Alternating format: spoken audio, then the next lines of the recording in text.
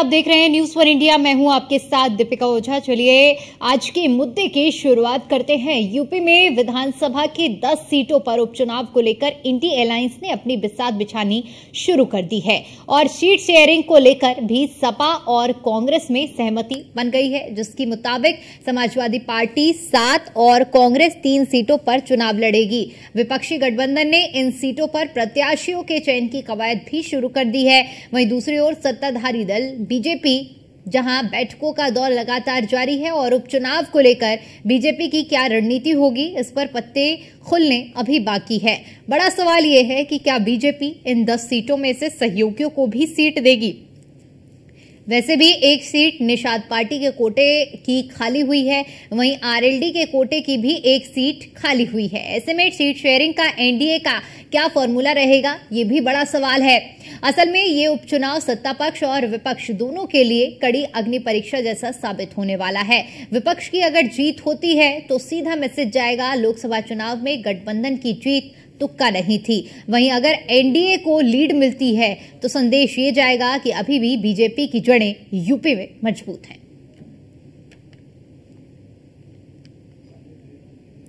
तो समाजवादी पार्टी और कांग्रेस की सीट शेयरिंग को लेकर सहमति बन चुकी है।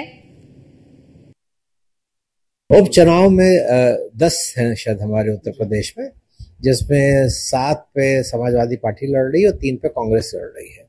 तो मैंने उनसे ये कहा है कि जहां जहां मेरी जरूरत है, जहां जहां मुझे जाना होगा, मैं जरूर जाऊंगा और अपने सारे उम्मीदवारों की मदद करूंगा इंडिया गठबंधन की। उपचुनाव में 10 हैं शायद हमारे। समाजवादी पार्टी का नेतृत्व, कांग्रेस का नेतृत्व सीट शेयरिंग पे जल्द ही कोई फैसला करेगा।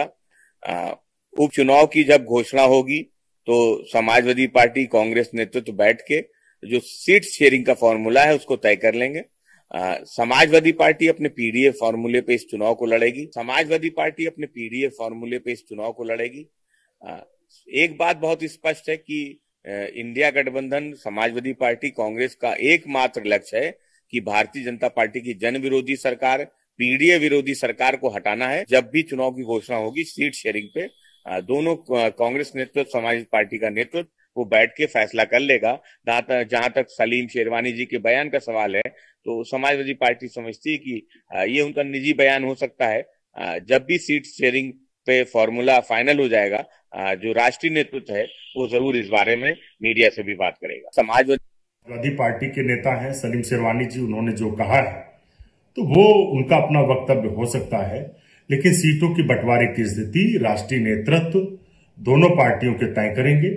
पूरी मजबूती से हम गठबंधन में जा रहे हैं और उपचुनाव में जनता के आशीर्वाद से 10 की 10 सीटें इंडिया कांग्रेस समाजवादी पार्टी का गठबंधन जीतेगा। भारतीय जनता पार्टी का सुपड़ा साफ होने जा रहा है, क्योंकि उनके पास समाज में जहर बोने के अलावा और कुछ नहीं है। उपलब्धियों के नाम पर बीजेपी शून्य है। सीटों को लेकर आपस में बहुत ही सकारात्मक हमारी बातचीत है। शीघ्र ही आपके सामने स्थिति स्पष्ट होगी। तैयारियां पूरी हैं और भारतीय जनता पार्टी ने ही काम शुरू कर दिया है। सहयोगी दलों के साथ पूरे क्षेत्र में, मतलब जिन क्षेत्रों में चुनाव होना है उन क्षेत्रों में जाना, मंत्रियों की तैनाती, पदाधिकारियों की नियुक्ति, लोगों से संपर्क, कार्यकर्ताओं की बैठकें, ये सारा काम भारतीय जनता पार्टी ने शुरू कर दिया है। और विपक्ष किसकी सफाया करेगा या अपना खुद सफाया करेगा ये तो बात की बात है, परंतु भारतीय जनता पार्टी सभी 10 सीटों पर सहयोगी दलों के साथ जीतने का लक्ष्य लेकर मैदान में उतरेगी और इस बार लक्ष्य पूरा होगा। भारत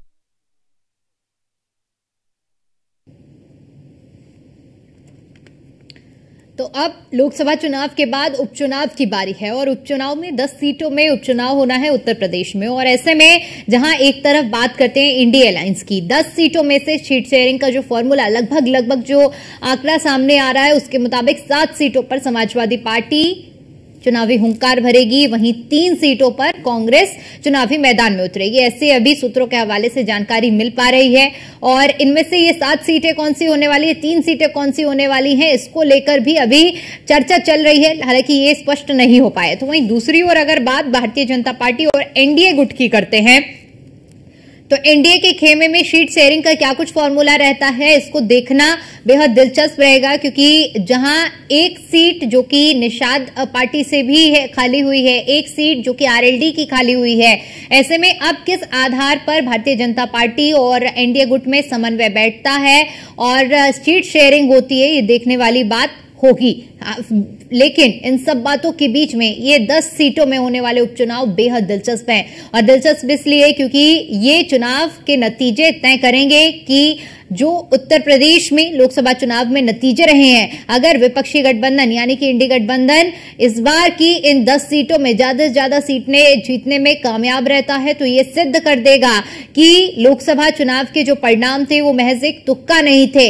लेकिन अगर इसके इतर नतीजे जाते हैं तो ये सिद्ध होगा कि उत्तर प्रदेश में बीजेपी की जड़ें अभी भी मजबूत हैं, और जनादेश अब साबित करेगा कि आखिर किसकी कितनी तैयारी है, किसकी तैयारी पूरी है और किसको जनता ने जनादेश दिया है। तो ये सीधी तौर पर जो बात सामने आ रही है कि सपा और कांग्रेस में सीट शेयरिंग कंफर्म हो चुकी है, लेकिन अभी एनडीए में किस हिसाब से सीट शेयरिंग होने वाली है, इसको लेकर स्थिति अभी साफ नहीं हो पाई है। हालांकि बैठकों का दौर लगातार जारी है, मंथन का दौर लगातार जारी है। सीएम योगी आदित्यनाथ भी उपचुनाव को लेकर बेहद संजीदा हैं और उनकी ओर से भी इस कई बैठकें अभी तक उपचुनाव को लेकर की जा चुकी है। बाकायदा मंत्रियों को प्रभारी बनाया गया है, जहां 10 सीटों पर उपचुनाव होने वाले हैं, और ऐसे में इन रणनीतियों के तहत भी एनडीए और बीजेपी पूरी तरह से तैयारियों में जुटी हुई है कि किस तरह से इन 10 सीटों पर फतह किया जाए।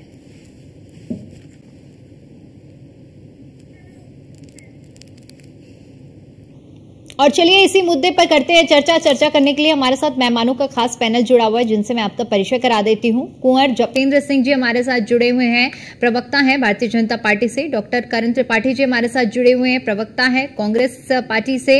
और डॉक्टर इंदुकांत दीक्षित जी हमारे साथ जुड़े हुए हैं, वरिष्ठ पत्रकार हैं। सबसे पहले चर्चा की शुरुआत जपेंद्र जी आपके साथ करना चाहूंगी और आपसे समझना चाहूंगी, क्योंकि देखिए जिस तरह से सूत्रों के हवाले से खबर सामने आ रही है कि सीट शेयरिंग का जो फॉर्मूला है इन 10 सीटों के लिए उपचुनाव में समाजवादी पार्टी और कांग्रेस का समन्वय बैठते हुए 7 और 3 का आंकड़ा बन रहा है। यानी स्थिति कुल साफ हो गई है कि एक स्थिति उनकी ओर से जो बनाई गई थी उस पर अब वो आगे बढ़ते हुए 7 और 3 के आंकड़े पे चुनाव लड़ने वाले हैं। ऐसे में अगर एनडीए की बात की जाए तो आप लोग किस फॉर्मूले के आधार पर आगे बढ़ेंगे और किस तरह से इन 10 सीटों पर इस बार चुनाव लड़ने वाले हैं? देखिए, जहां तक इंडी गठबंधन की बात है तो इंडी गठबंधन का जो इन्होंने फेक नैरेटिव लोकसभा में फिक्स करे और फेक नैरेटिव के दम पर जो जीत हासिल करी लोगों को भ्रमित करके, तो वो सारा मामला अब लगभग एक्सपोज हो चुका है। और जो अब उपचुनाव बात रही तो इसमें जनता जागरूक है। एनडीए निश्चित तौर पर अपनी रणनीति से आगे बढ़ रहा है और एनडीए के और इंडी गठबंधन की राजनीति में जमीन आसमान का फर्क है। एक तरफ समाज को आगे बढ़ाने की राजनीति है, प्रदेश को आगे ले जाने की राजनीति है, देश को आगे ले जाने की राजनीति है, 5वीं अर्थव्यवस्था से तीसरी अर्थव्यवस्था के रूप में कंट्री को स्टेब्लिश करने की राजनीति है। और दूसरी तरफ इंडी गठबंधन के घटक दलों की जो स्वार्थ की, जातिवाद की, फूट डालो राज करो की नीति की जो इनकी राजनीति है, तो ये लगभग एक्सपोज हो चुकी है। और हमें पूरा भरोसा है कि आने वाले चुनावों में, उपचुनावों में जनता पूरी जागरूकता के साथ वोट करेगी और निश्चित तौर पर एनडीए को बहुत बड़े बहुमत से जीता। ठीक है, यानी कि पूरी तरह से जीत के लिए आश्वस्त आप लोग भी हैं और तैयारियों में जुटे हुए हैं। करण जी आपसे समझना चाहूंगी, क्योंकि अब देखिए आपसी तालमेल तो जिस तरह से खबर है कि 7 और 3 पर बैठ गई है, लेकिन अब ये चुनाव भी बेहद दिलचस्प आप लोगों के लिए भी रहने वाले हैं, क्योंकि ये अग्नि परीक्षा इसलिए भी कहा जा सकता है। लोकसभा चुनाव के जो परिणाम रहे हैं उसको सिद्ध करने के लिए ये 10 सीटें बेहद अहम रहेंगी। हेलो जी करण जी आपकी आवाज पहुंच रही है। मेरी आवाज आ रही है? जी बिल्कुल करण जी आप अपनी बात रखिए। जैसा कि ये भाजपा के जो प्रवक्ता है भाई साहब, हमारे पूर्व प्राइम मिनिस्टर, जिन्होंने कहा कि लोकसभा चुनाव में पहली बात तो इंडी गठबंधन क्यों बोलते हैं? इंडिया गठबंधन बोलते हैं ना, अलायंस, लास्ट में एक का मतलब होता है अलायंस। तो इंडी गठबंधन कहना बंद करिए, पहली चीज। ये इंडिया गठबंधन है, नहीं तो फिर मैं आपके गठबंधन को एनडी गठबंधन कहूंगा, फिर एनडीए ना बोला करिए आप। तो पहली बात तो ये इंडी गठबंधन कहना बंद करिए। और भी उपचुनाव हुआ था, लोकसभा चुनाव हुआ, उपचुनाव हुआ था, याद है आपको? ये इंडी गठबंधन आप ही लोगों ने भैया हमें नाम याद कराया है, हम लोगों ने नहीं नाम याद करा। अरे आप लोगों ने जब आप लोग गठबंधन करने जा रहे थे तो इंडी गठबंधन करके आप ही लोगों ने हमें याद कराया भाई। इंडिया हमारी बात नहीं है, जो आप लोगों ने याद कराया ना वो हमने याद किया। इंडी अरे हमारे अलायंस का फुल फॉर्म INDIA है, तो बोल रहा हूँ, आप कह रहे इंडी INDI हो रहा है। आप कह रहे हैं इंडिया, तुम लोग हैं, आप कह रहे थे इंडिया। अच्छा, तो डॉट क्यों लगाए गए करण जी? I.N.D डिबेट मुद्दा नहीं है। चलिए ठीक है, ये मुद्दा नहीं है, मुद्दे से मत भटकिए, जो मुद्दा है उस पर चर्चा करते हैं। मुद्दा उपचुनाव का है, ठीक है, मुद्दा उपचुनाव का है। और अभी लोकसभा चुनाव के बाद उत्तराखंड में और कई राज्यों में उपचुनाव हुए, जिसमें से 13 में से 11 सीटें इंडिया गठबंधन ने जीता। जो ये भाई साहब बता रहे हैं कि लोकसभा चुनाव में जो हमने बेवकूफ बनाया जनता को, कई कई प्रलोभन या उस तरह की चीजें उनको देने की कोशिश की, 11 सीटें आपने जीती है ना, हमारी वो सीट नहीं आपने जीती, वो सीटें हमारी नहीं थी, वो आप ही की थी। हमने सेंध लगाई है, हमारा वोट प्रतिशत बढ़ा है। जहां हम तीसरे नंबर पे रहते थे वहां हम आज दूसरे नंबर पे आए हैं, मात्र थोड़े वोटों से हारे हैं। ये तो हमारी उपलब्धि है, लेकिन वो सीटें आप ही की थी, हम दूसरे नंबर पे आए हैं। हमारा मार्जिन, जीत हार का मार्जिन बहुत कम हुआ है, हमारी उपलब्धि है। अच्छा ठीक है, जवाब सुन लीजिए। सुनिए प्रियंका जी, सुनिए, केवल 2 सीट जीता है। और भी उपचुनाव जो होने वाले हैं 10 सीटों पर उत्तर प्रदेश में, 7 सीटों पर समाजवादी पार्टी और 3 सीटों पर कांग्रेस पार्टी का लड़ना तय हुआ, ठीक है। मैं आपको पूरी तरह से आश्वस्त होकर कहना चाहता हूं कि इस उपचुनाव में भी हम 10 की 10 सीटें जीतने जा रहे हैं। और अभी इनका कल को बजट आया है, झुनझुना बजाने वाला बजट, नौकरी की बात नहीं की है, सबको 90% जनता ने बजट को पसंद करा है। मान्यवर कौन सी दुनिया में रहते हैं? देश के हर वर्ग ने उस बजट की सराहना की है। कौन सी दुनिया में रहते हैं? इकोनॉमी की कौन सी? चलिए ठीक है, बजट पर कल चर्चा हो गई है और फिर किसी और दिन बजट पर चर्चा कर लेंगे, ठीक है। आज उपचुनाव का मुद्दा है, लौटूंगी आप दोनों के पास। डॉक्टर इंदुकांत जी भी हमारे साथ जुड़े हुए हैं, ठीक है। जतिन जी और करण जी, सभी को बराबर मौका मिलना चाहिए। पार्टी का घोषणा पत्र आपने पढ़ा है? पूरा टोटल डुप्लीकेट आपने कॉपी करने का काम किया, कॉपी पेस्ट, क्या बात करते हैं? ठीक है। इंदुकांत जी, आप किस तरह से देख रहे हैं? क्योंकि देखिए चर्चा आज उपचुनाव पर हो रही है, इन 10 सीटों पर हो रही है। एक तरफ हम विपक्षी गठबंधन को देख रहे हैं, दूसरी तरफ हम एनडीए की तैयारियों को देख रहे हैं। किस तरह से आप देख रहे हैं दोनों की तैयारी? 7 और 3 का फॉर्मूला उधर बैठ रहा है और इधर अभी समन्वय जो स्थिति है वो साफ नहीं हो पाई है कि कौन कितनी सीटों पर चुनाव लड़ने वाला है। लेकिन कुल मिलाकर कहा जाए ये सिर्फ उपचुनाव नहीं है, एक अग्नि परीक्षा है दोनों ही पक्षों के लिए। जी नमस्कार दीपिका जी, मेरी आवाज आ रही है? जी, हमारे जो दोनों को पैनलिस्ट हैं जतेंद्र जी और त्रिपाठी जी, उनको भी मेरा नमस्कार। देखिए, जैसा आपके यहाँ चर्चा में दोनों बंधुओं में आपस में विचार विमर्श हो रहा है, जिस तरह की जोर आजमाइश हो रही है, उपचुनाव का ये एक सैंपल है। ठीक ऐसे ही उपचुनाव में दोनों गठबंधनों में फाइट होने वाली है और दोनों के लिए ये एक, आपको पता है, न तो केंद्र सरकार की सेहत को इससे फर्क पड़ना है, न तो राज्य सरकार की सेहत पे इससे कोई फर्क पड़ना है, लेकिन इसका एक मोरल इम्पैक्ट पड़ेगा दोनों गठबंधनों पे और जबरदस्त इम्पैक्ट पड़ेगा। क्योंकि आपको पता है कि हाल में जो उपचुनाव हुए लोकसभा चुनाव के बाद बाकी राज्यों में, 7 राज्यों में, उन विधानसभा चुनाव में बीजेपी और उनके एलाइज को 3 सीटें मिली, बाकी सारी सीटें मिली इंडिया अलायंस के लोगों को। तो उनके पास एक अपर हैंड हो गया। और अगर उत्तर प्रदेश में, जिसको अपना कोर या बेस बीजेपी मानती रही 2014 के चुनावों से, खास तौर से वहां पे भी अपर हैंड मिला इंडिया के लोगों को, तो निश्चित तौर पर उनके पास कहने के लिए बहुत कुछ होगा जो आने वाले 4 राज्यों के विधानसभा चुनाव हैं उसके पहले। इसलिए जो एनडीए के लोग हैं वो भी अपनी पूरी तैयारी में है। और मैं आपके स्क्रिप्ट को सुन रहा था जो आपने शुरू में कहा अपने यहाँ इस कार्यक्रम में, ऐसा नहीं है कि बीजेपी के लोग अपने तैयारी में नहीं जुटे हैं, वो लोग भी पूरी तरह से तैयारी में जुटे हैं।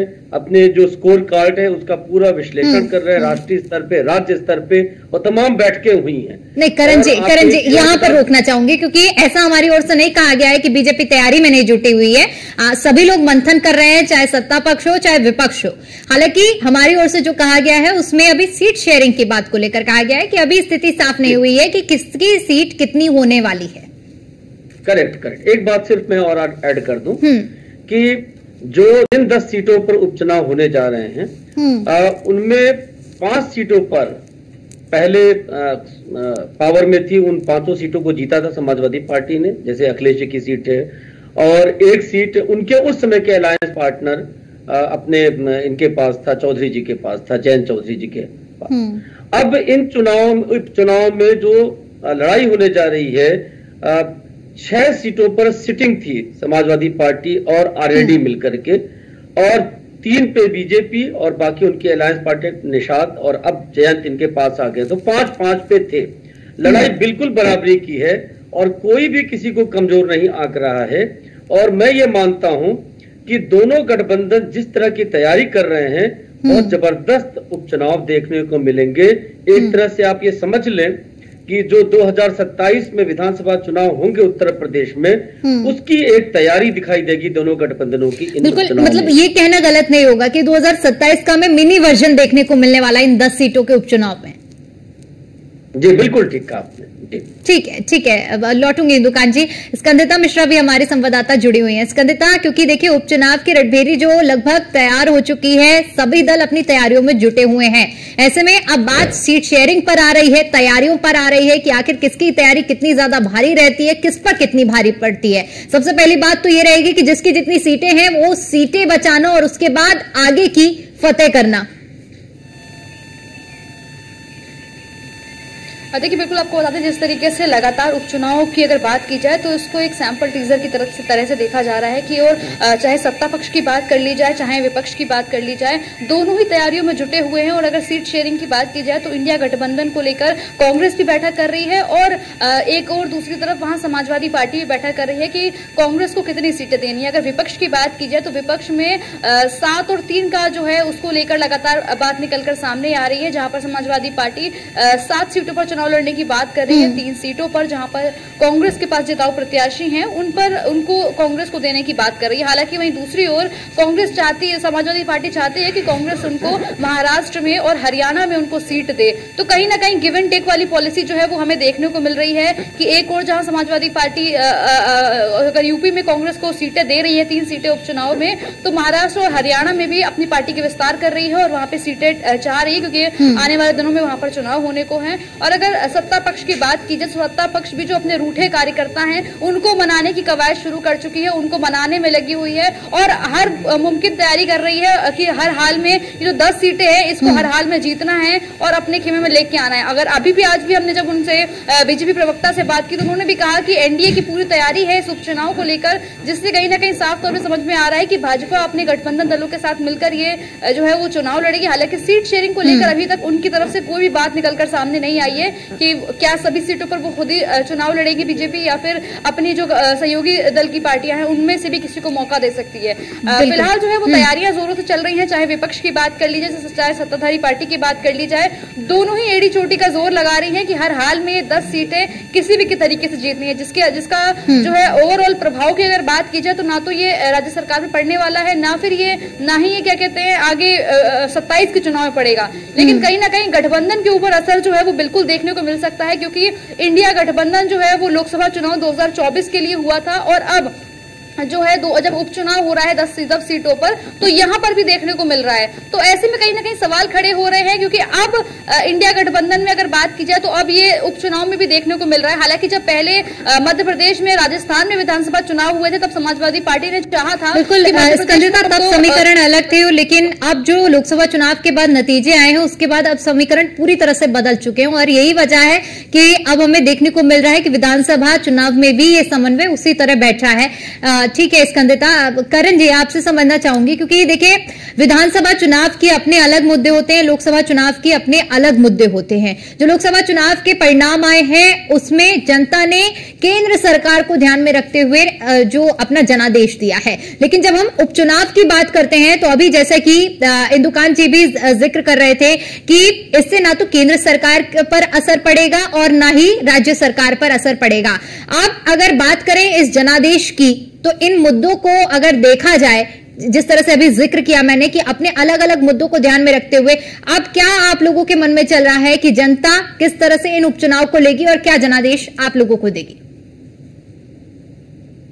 देखिए ऐसा है प्रियंका जी कि जहां तक कि उपचुनाव की बात है, ये बात बिल्कुल सही है कि उसका कोई असर न विधानसभा पे पड़ने वाला है, न लोकसभा चुनाव पर कोई पड़ने वाला है, न केंद्र सरकार पर, न राज्य सरकार, वो अलग चलता है।